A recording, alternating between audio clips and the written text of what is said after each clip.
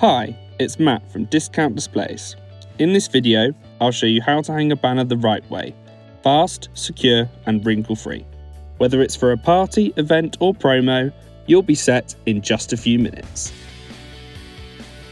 Let's start with what you'll need.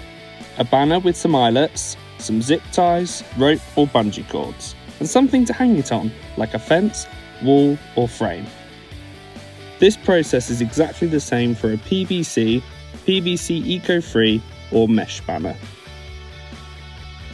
If you're hanging on a fence, make sure you're hanging at the same level. If you are using rope or bungee cords, it can be harder to get the banner level. Take a little bit of practice to get this right.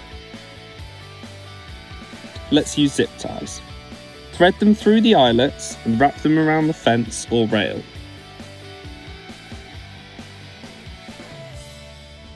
Pull them snug, but not too tight, you don't want to stretch or damage the banner.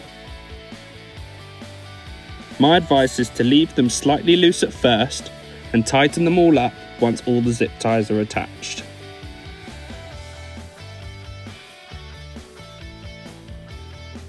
And that's it, your banner is up and looking sharp.